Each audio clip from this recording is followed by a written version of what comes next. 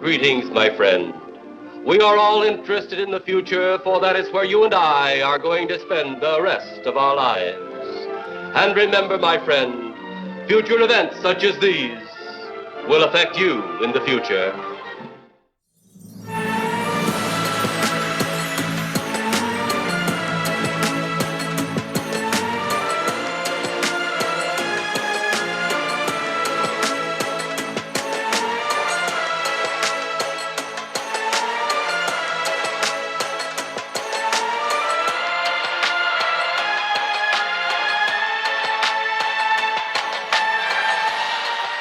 You are interested in the unknown, the mysterious, the unexplainable.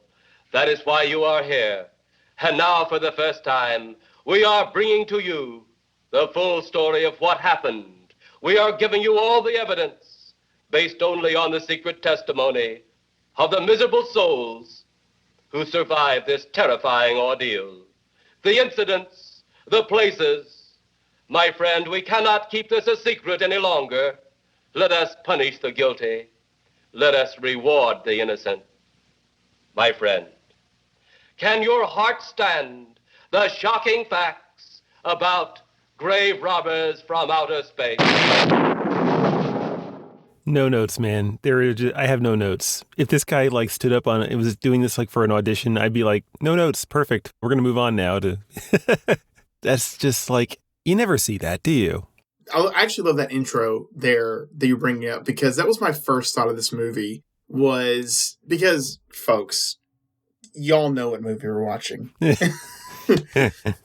And one of the things I actually was thinking about when I was watching the movie last night, the only way movies like this can work on any kind of level where they gain that loved following is if someone commits. Someone has to commit to the bit. And this guy, who I think is just named as Criswell. Yeah, Criswell is the guy. The amazing Criswell commits to the bit. He commits to the bit. And it's pretty much the story for pretty much most of the people on screen are kind of doing that throughout. It's I think I mentioned this, and I mentioned this to you in my earlier thoughts when we were off the mic. It was in the Great Pumpkin in the Charlie Brown Thanksgiving special, the Great Pumpkin in the Charlie Brown Halloween or, whatever special, it gives their award or whatever it is to the most sincere pumpkin patch. And this is the most sincere pumpkin patch of bad movies. There's so much sincerity and just people just it's they're giving these absurd lines. But you can't, you just can't say this stuff. It's like that line that I think, as Harrison Ford told George Lucas when they were filming Star Wars, George, you can type this stuff, but you can't say it, but they do. And boy, do they ever read it, and it's with passion and gusto. And that's what makes it. It's you feel that sense of passion. You started talking about reading, and that made me immediately think of all the times in this movie we got to watch someone read. Oh, yeah. And yeah, reading, talk about, the scene with the two co-pilots in the plane. Yeah. And apparently, I didn't notice it while I was watching it, but one of them is actually reading their script off their lap. It's they have a notepad and they're reading their script off the lap. It's so clearly a cardboard set with a shower curtain as the separator between the cab and the rest of the passengers. It's just a shower curtain, man. It's just a shower curtain. Okay. Do we need to be a little bit more uniformed ourselves, or do we want to be all over the place like this movie was? I don't care.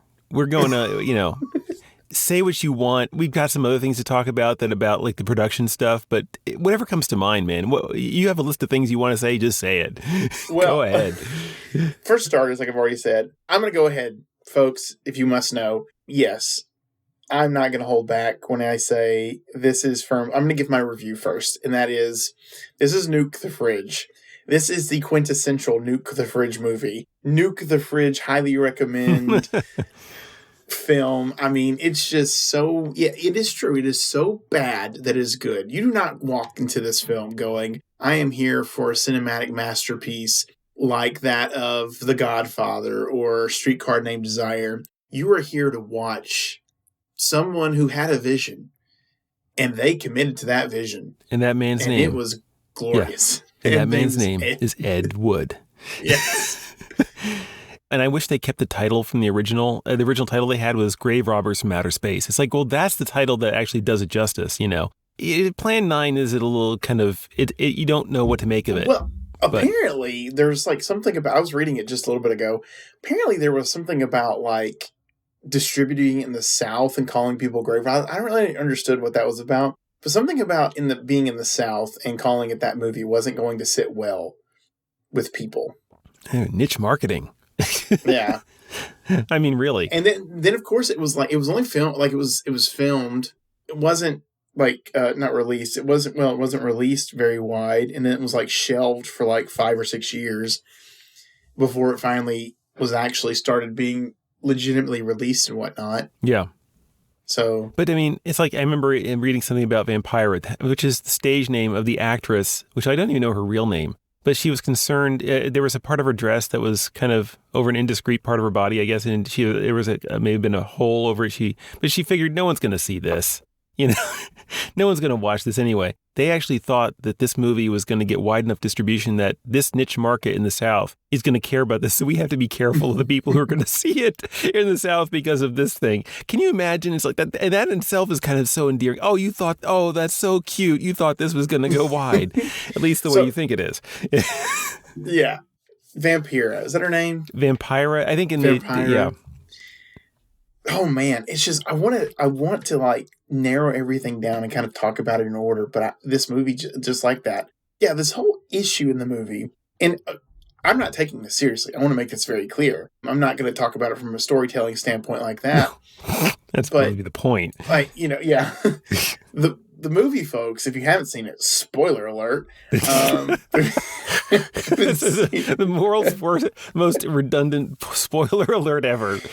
Oh, go ahead. So what happens is these aliens, who all look human, these aliens, that's a whole nother thing. We'll talk about that when we talk about production. But these aliens show up to Earth, and they start making our dead come back to life. And they do it because we have figured out how to destroy the sun, apparently. And if we destroy the sun, even though science was far enough back then to know that our galaxy wasn't the only thing happening in the universe, but apparently if we destroy the sun, the whole universe is dead.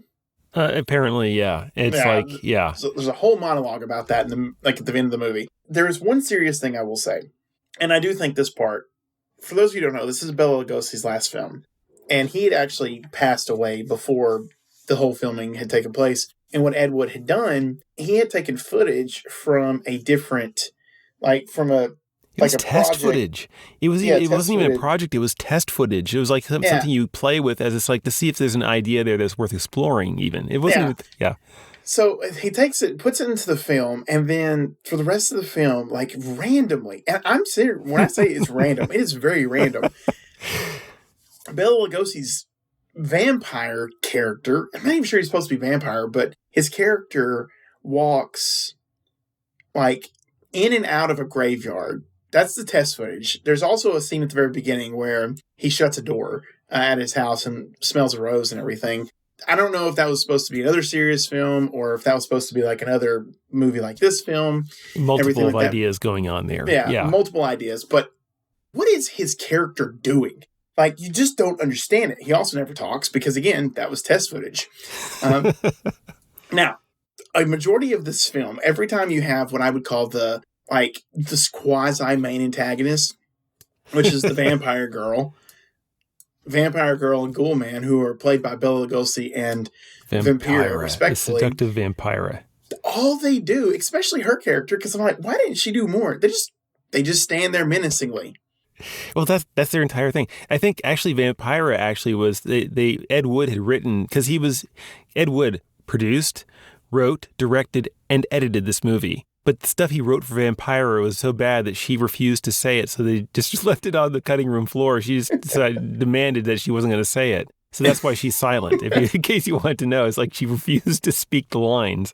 And it's like, well, I get that, but it's like but then everyone else decided to do theirs, apparently. I can't imagine it being any worse. But yeah, and Bela Lugosi is actually, I say Bela Lugosi in quotes because it's like, well, after all you have is test footage, but you need to use him to menace other people at times. They got Ed Wood's wife's chiropractor to dress up like Lugosi. He's taller and thinner. He's clearly not then. And even the facial structure of what you can see left of him. He does the whole, Dracula thing where he's got the cloak up over his face. It's like he's got the arm up with the cloak over his face and you can't see who he is. But it's like, that's not Bela Lugosi, man. He's just a chiropractor for someone who's the wife of the director. It's like, but that's the level of quality we're dealing with here, and it's throughout the whole thing. It goes right in line with the screen between the cabin and the passengers in the plane being a shower curtain, or the backdrop of several other sets have a backdrop that's just like a straight black like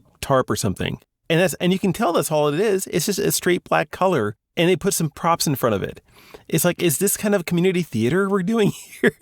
And then they go from that to stock footage of real places like, I don't know, Las Vegas or something, where you see all the detail of real life. So it gets kind of jarring in a way, too. Speaking of the blacks covering everything, there is a part when they are first in the graveyard and everything, where if you do pay attention, you can see their shadows on the back wall.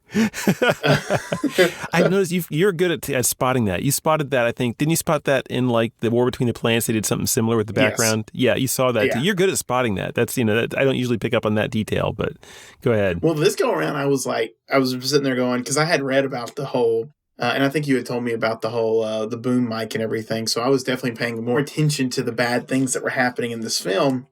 So yeah, you have these two characters who don't do anything in the film, and that's just glorious. And when I say don't do anything, like they don't do anything more than just kind of standing there menacingly. And it's just chef's kiss. Mwah. And I'm not kidding you, that's a big part of the story, is them just standing there. And honestly, like, it takes forever for anybody to just truly acknowledge them. Between those two, and eventually they get joined by Tor Johnson. And I want to talk about Tor Johnson too separately, and if I get a chance to, but it's just supposed to be, it's like this is their big plan for terrorizing humans on Earth. I'm telling you, you better really ramp up your production really quickly if you're going to have any success here, because let me tell you, 3 people that you've resurrected from the dead ain't exactly what I would call world domination territory where you're going to scare the Earth into complying with your wishes. It's like, did you think this through at all? Like, no, even halfway. And if we wanted to pick apart the story, which is, the fun, like, can be super fun, that's like the best part. Like, when you start really thinking about that in a serious way, you're like, so you chose a random graveyard in Arizona. But the military and everyone's paying attention to this one graveyard. It's like, it doesn't take any time at all. In fact, for things to start people realizing something's wrong. Something's rotten in Denmark because of this one graveyard. In fact, there's a scene where it's like there's those 2 grave diggers that end up dead, right? And a woman screams, she saw these 2 dead guys in the graveyard. And the cops are on it, man. Next scene, the cops are like running to the scene of the crime. And it's like, well, that was quick. It's like, this is, are you close to civilization or are you, yeah, it's terrible. And let's talk real quick about the graveyard and that whole scene and everything, because another mwah, chef's kiss moment of storytelling. Before they realize, I mean, obviously they don't know it's a supernatural threat until much later into the film. And it's like, people keep dying in this graveyard and we keep having graveside funerals in this graveyard. At night. Is it at night, though? That's another thing. No, it's dark. Is it at night, though? Because one of my favorite parts of this movie is just how they film the scenes. There's no continuity to film the scenes. It's like, all right, they're in this graveyard, or they're in the graveyard. Clearly what happened is they probably got a little bit of rights, like a little bit of time to film the scenes. And then they were told, okay, you got to pack up and go now. Because it would be daytime, and then it would be super dark night, foggy time. And then, like, there's like a whole scene where the police are driving there, and that's middle of the day. Yeah. Then when they get into the graveyard, it's night again. It's night. And it's well, I can't read it any other way because the backdrop is black. But as for the reality of the graveyard, I think I couldn't tell. It looked like they were probably prop graves. It didn't look real. But it's also, it's the lack of research too. It's like, this is just basic things too. Now, you're a pastor, right? Yeah. You've done services, right? For funerals. You don't ever, I don't think they do much in the way of like those crypts, like, where the above ground crypts. anymore? Not where you've. I don't suppose you ever had one of those. I've never done one. I've seen them, but I've never done one. I don't think they actually go into the crypt for that, do they? Yeah. I mean, it doesn't seem right that they would be going inside, because you see people leaving the crypt after the service. Yeah, and when we talk about crypt here, folks, what we're actually talking about is a poorly put together wooden structure that they did not consider the heights of the people walking out of the crypt. Because I'm sitting there going, that's a door. Everyone's taller than the door. Yeah. So you actually want, and you could tell it was like a little, I don't know, it looks like a room. Like it looks like they actually built like forward structured walls and everything. And it's just like, that they said shoot, and everyone was just packed in there. Oh yeah. I mean, can you imagine being huddled down in that, just waiting for the action cue? It's like, and then as an actor, do you think, is this going to look good? Be coming out of this tiny little box. It's like, because when you see it on the screen, it's like, nope, sure doesn't. It doesn't look natural at all. It looks like a clown car, but with a crypt instead. It's like, how did you, what? Yeah. And then you have Tor Johnson too. Tor Johnson we've seen before in the Black Sleep. I don't know if you remember him. He was Tor Johnson is really hard to forget, actually. But one of the things about Tor Johnson is, and I've seen a good number of films with him in it before, this one, or even before we saw the Black Sleep, is that Tor Johnson's best used in a B movie as just a physical presence. You get him to mug at the camera with the sides of his mouth going way down, and that's what you want him for. You don't want him for this. The man and girl. Medical examiner been around yet? Just left. The morgue wagon ought to be along most any time. You get their statement? Have one of the boys take the guy and the girl back to town. You take charge. Okay, Inspector. What are you going to do? Look around a little. I will get one of the flashlights from the patrol car. That's why. If you never need an explanation, that's why Tor doesn't usually have his speaking part. But they gave him one here for sure. I mean, they took it away from him too, but they gave it to him first. Oh man. I just assumed when I was watching that part. So I didn't realize that he's from Sweden. So I'll give him a pass for this. But I honestly just assumed that the guy was just fudging his lines the whole entire time. I was like, it would check out. I mean, really, it would have checked out if he was just, flubbing his lines by accident. It's a one-take kind of movie, Well, I mean, when you don't have probably a lot of time to do some of this stuff, you can understand why it's a one-take kind of movie. Oh, yeah. I mean, Ed Wood was notorious for budgeting his films like on a shoestring. His ambition was way higher than his ability, and in every way that implies, and it never let him stop him. He never stopped himself for that. And it's glorious because it's like, whether it's Tor Johnson or anyone else, it's like, you could have done that better. Maybe we should do another take of that. No, that was fine. That was fine. You keep going, I'll bet my badge right now. We haven't seen the last of those weirdies. A moment or two more, and you will be the first live Earth people ever to enter a celestial ship. One thing sure, Inspector Clay's dead. Murdered. And somebody's responsible. Are you worried about them, sir? Well, they must have a reason for their visits. Visits? Well, that would indicate visitors. You see? Your stupid minds. Stupid! I'm sorry, man. It's like, for most of the lines are sincere, but that one has got to be, it's sincere in a kind of it's the childishness of it. I just love that one. It sings to me. Stupid minds. You're stupid. You stupid man. You stupid man. Rhetorical A+. If like you won the debate team in high school, I see. Yeah. And I thought the War Between the Planets had bad dialogue, but this one's got it in spades. It just goes end to end on that kind of stuff.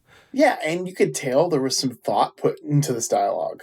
There is some effort. That's the wild thing. That, they do try to be very, I wouldn't call it high dialogue, or anything like that. But, you can tell it feels ripped.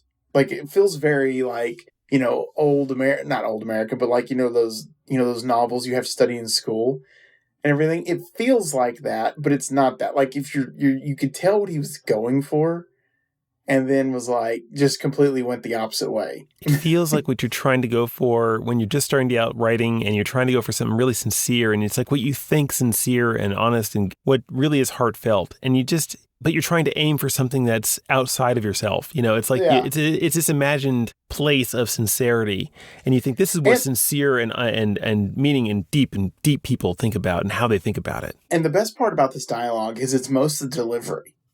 Oh, most of the delivery is that akin to the Tommy Wiseau The Room movie, and that scene, that famous scene where he's going into the flower shop, and it's the flower person who's, can I help you? Oh, Tommy, you're my favorite customer. It's like it's delivered like that.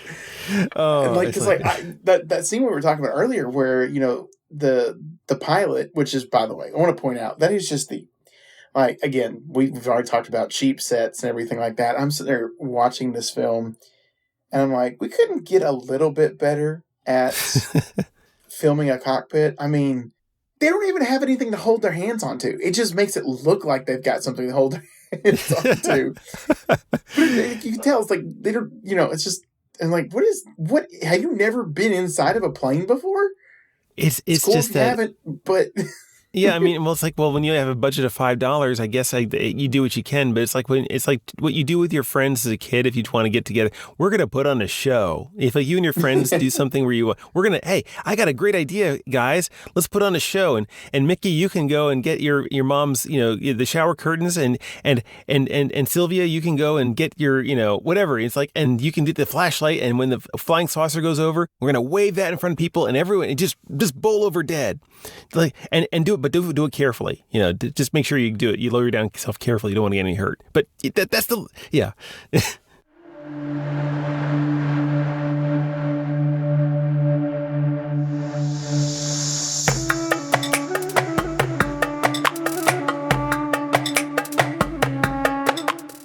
We talked about how some of the footage of Bela Lugosi was from test footage, but do you know that there was actually movies that those were intended for that had names? I didn't know the names of them, but I knew that, like I said, there was some projects that they were working on. I mean, this goes to show you, again, it's like, I wish we lost Ed Wood too early or something, or he just never had enough money, because I said you almost want to give him the money to make them, but just not too much. But the titles he had in mind for some of the ones he wanted to do with Bela Lugosi, according to Bela Lugosi, were The Ghoul Goes West, which sounds like crossing a Western with a Dracula film. You have The Phantom Ghoul. And my personal favorite is Dr. Acula. Dracula? Yes, Dr. Acula. I mean, it's subtle, right? He was going to be some kind of kind of like Fox Mulder type, where he was investigating paranormal stuff. But it's like, but Dr. Acula. I mean, come on, man. That wins all the prizes right there, just for the sheer chutzpah of calling your film Dr. Acula. We were robbed of so much. I know. He died too soon. He left us too soon. Look what we could have had, folks. We could have had Dr. Acula, okay? One thing that I cannot fathom is you have these cheap but elaborate set pieces. I'm like, you couldn't do just a little bit more to, make your aliens look a little bit more alien. One of them was wearing a coat of arms, like you would see in like you just got out of Robin Hood or something. You know what I mean? There was a makeup guy that Ed Wood hired, apparently, and I didn't write down his name, but he was hired for the film. He came up with prosthetics to kind of elongate the aliens' faces. He was going to put wigs on them that were green, try to give him something of an otherworldly, appearance. And Ed Wood nixed it. It's like it was too much money. I don't know if it was too much money or what, but at the point you hired a guy in the first place, well, why did you hire him? It just looked like people, We covered so much territory. I don't know if there's anything else really can say about it. This for me is Fortune, Glory, and Nukes. That's the best way I can put it. This is Fortune and Glory and Nukes. This is what the category is made for. I will be watching this when I'm in that mood for a pick-me-up that's strange. And this will fit the bill for sure. So can't recommend it any more than that. If you go to Tubi and you go to the search bar and you just type in Plan 9, there is this film, which is in color. It's the colored version of this film. There's a riff tracks of it, and then there's a riff tracks live of it. There is some sort of remake that's just called Plan 9. And I thought this was interesting. I haven't sat down and watched it yet. There's another movie on there that is it's like an hour and maybe like 10 minutes at most. And I think it's like a recut of this movie. Everything. You should go. I was going to tell you about this last night and tell you to go check it out. It's staying faithful to the so bad it's good part and everything, but the director has done something. That's what it says, because it's a different director. But it's still this movie, but it's a recut of sorts of this movie. Okay. And everything. I don't know if it tells it. It's called Plan 9 Remix. Let's see here. I see it. Okay, I see it. Yeah. Would you tell our audience what the thing says if you're looking at it? Let's see here. It says, I'm going to pause it so it doesn't have the audio here. It says, filmmaker Jay DeLuna presents a new spin on Ed Wood's tale of alien grave robbers in this remix of So Bad It's Good classic Plan 9 from Outer Space. So it doesn't say much more. I'm just scanning through like still images here. It looks like it's all just the movie. But stuff that we saw, basically. Without watching it, I'm just saying there may be more to it. I wonder if he's just recut it in a different way to make the story. I don't know. It's an hour and 6 minutes instead of an hour and 15 or whatever, an hour and 10. I can't remember what it is. Yeah. I thought about watching it, and then I was like, nah. But I wanted to at least tell you about it because I figured maybe. Yeah. I mean, I'd probably watch the Riff Tracks version too. But really, folks, this is one of the ones where you don't need it. You know, it's take it or leave it on this. If you like Riff Tracks, go ahead. You watch the original movie first, then you watch everything else. Yeah. You need to experience this movie to begin with. Yeah. To understand the original. It's not that there's that much to understand. It's just like to experience it kind of like the way that people out there in the world experienced it first, you know. Imagine yourself as a film goer in the late 50s, early 60s, and you're one of the rare few people who get the chance to see it, and then this is the way that they experienced it.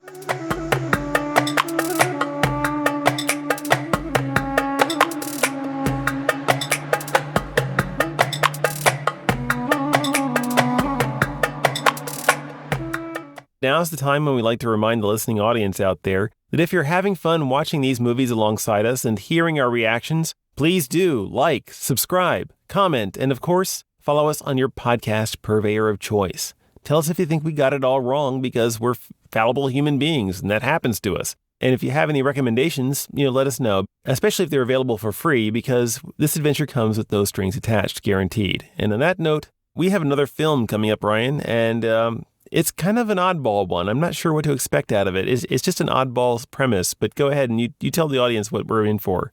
To prove himself to his girlfriend, a Mexican general, probably played by a white guy. A Mexican general rounds up his men and marches on Texas, intent on recapturing the Alamo on Washington's birthday of all days.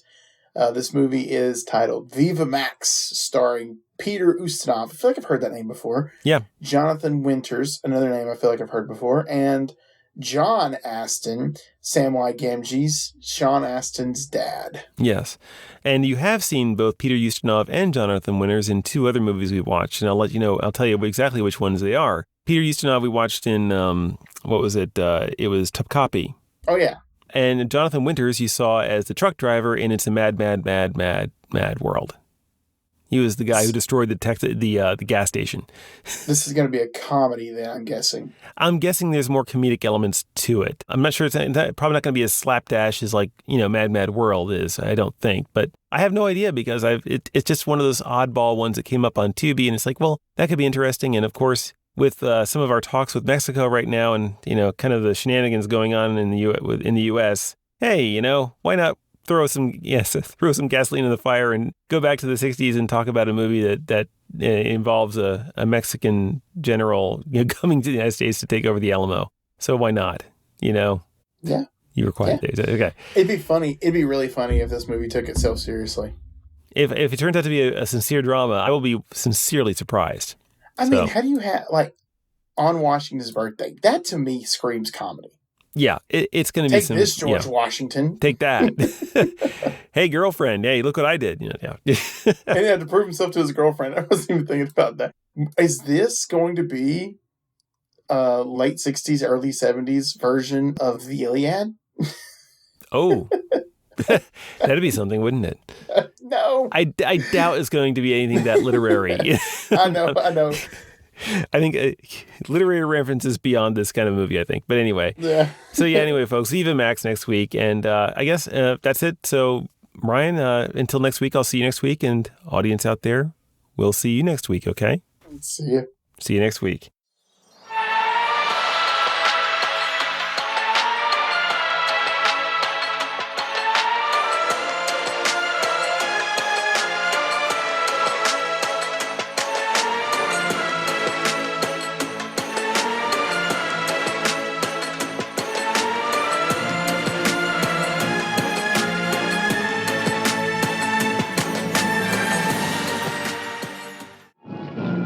Stop him, Turner.